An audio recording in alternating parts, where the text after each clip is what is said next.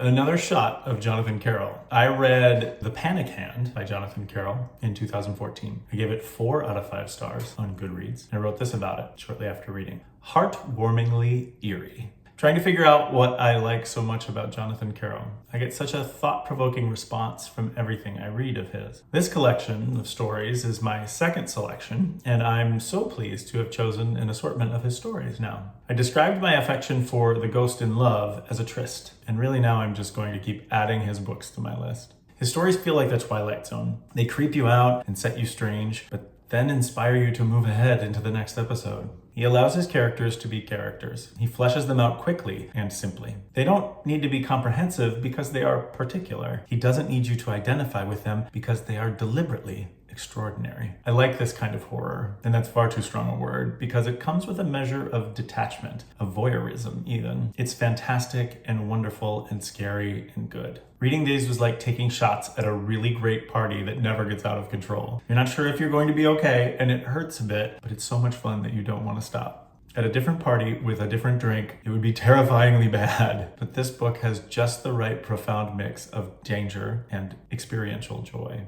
I had forgotten that I had written that metaphor, but I really like it. That concept of dancing on the edge of what could be disastrous is something that I think people who like horror are very comfortable with and can do that. I've always needed hand-holding to get me there. And Jonathan Carroll is the perfect kind of hand-holding for me. I mentioned that I'm just going to keep adding his books to my list, and I have had books show up on my reading list from time to time of his, but sometimes they drop off because I get too scared.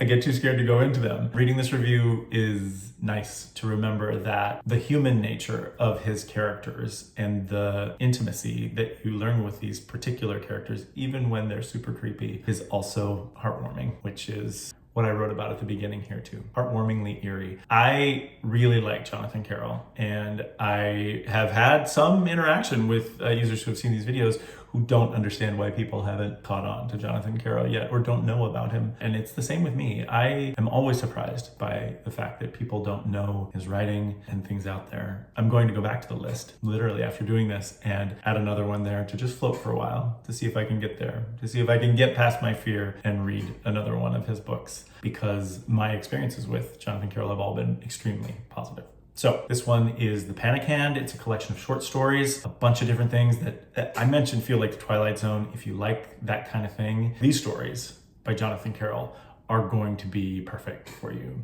So again, it's called The Panic Hand by Jonathan Carroll. I give it 4 out of 5 stars on Goodreads. Till next.